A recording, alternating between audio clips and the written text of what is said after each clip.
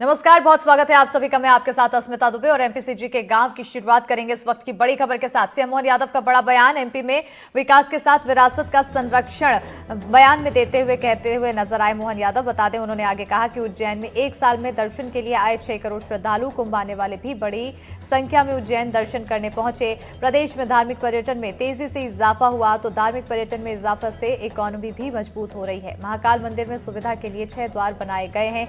ये बयान देते हुए सीएम डॉक्टर मोहन यादव नजर आए। यशस्वी प्रधानमंत्री श्रीमान नरेंद्र मोदी के नेतृत्व में हमारे बीच धार्मिक आस्था, श्रद्धा और खास करके धार्मिक पर्यटन को लेकर के जो आग्रह है, उसके कारण से हमारे प्रत्येक धार्मिक पर्व उत्साह उमंग के साथ मनाए जा रहे हैं। मध्य प्रदेश के अंदर ही वर्तमान में हमारे चित्रकूट धाम की अगर बात कहेंगे, कुंभ के बाद में मध्य प्रदेश में सर्वाधिक भीड़ आई तो हमारे उज्जैन, चित्रकूट, ओरछा, दतिया ऐसे सभी धार्मिक स्थानों पर जबरदस्त रूप से हमारी इकोनॉमिक गतिविधि भी बढ़ी है। कारण क्या, धार्मिक पर्यटन के जब लोग आते हैं तो केवल दर्शन नहीं करते, बाकी भी गतिविधि करते हैं। अकेले उज्जैन की बात करें तो पिछले वर्ष 6 करोड़ से ज़्यादा यात्री उज्जैन में आए थे और ऐसे में महाशिवरात्रि का पर्व सामने है और पूरा वर्ष के आधार पर जो आंकड़े दिख रहे हैं वो आंकड़े बहुत उत्साहवर्धक है। मैं मान के चलता हूँ कि हम अब ऐसे कई प्रबंधन कर रहे हैं जिसमें यात्रियों को, जैसे खास करके शिवरात्रि का पर्व आया है, ऐसे में महाकाल मंदिर आने जाने के 6 निर्गम द्वार हमको बनाने पड़ रहे हैं आने जाने के लिए, जहाँ पर ये यात्रियों को आना जाना सुगमता पूर्वक दर्शन की व्यवस्था की जा सके।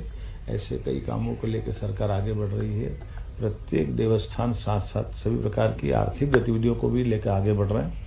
यही कारण है कि एक तरफ हम जब जीआईएस की तरफ आगे बढ़ रहे हैं, जिससे हमारे युवाओं को रोजगार मिले, हमारी क्षमता का उपयोग प्रदेश की बेहतरी के लिए रहे, दूसरी तरफ हमारी विरासत पे भी हमको गर्व करने का मौका मिले, आस्था पे श्रद्धा करते महाविकास के काम सभी प्रकार से चलाए जा सके। उस सिलसिले में कई सारे कामों की योजना बनी है। मैं उम्मीद करूँगा विकासों की सौगात मध्य प्रदेश सरकार के द्वारा लगातार दी जाती रहेगी।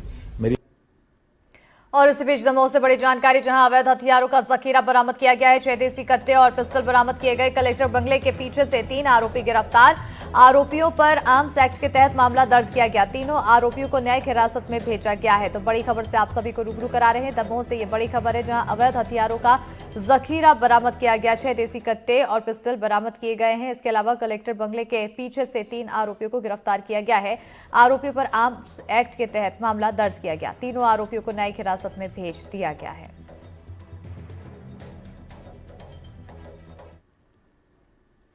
मध्य प्रदेश की मोहन सरकार ग्लोबल इन्वेस्टर्स समिट से ठीक पहले एक बार फिर 6000 करोड़ रुपए का नया कर्ज लेने जा रही है। यह कर्ज 3 अलग अलग हिस्सों में 20 फरवरी को लिया जाएगा।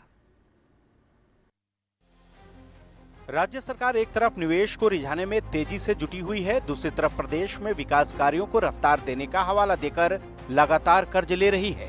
इसे लेकर सरकार विपक्ष के निशाने पर है। एक बार फिर सरकार 6000 करोड़ का कर्ज लेगी, जिसकी भरपाई 12, 15 और 23 वर्षों की अवधि में की जाएगी। इससे पहले 1 जनवरी 2025 को सरकार ने 5000 करोड़ रुपए का कर्ज लिया था। नए कर्ज के बाद चालू वित्त वर्ष में सरकार द्वारा लिया गया कुल कर्ज 41,000 करोड़ रुपए तक पहुंच जाएगा। पिछले साल 4 महीने में 4 बार लगातार सरकार ने 20,000 करोड़ का कर्ज लिया था। भारतीय जनता पार्टी की सरकार सतत प्रदेश के विकास के लिए काम कर रही है।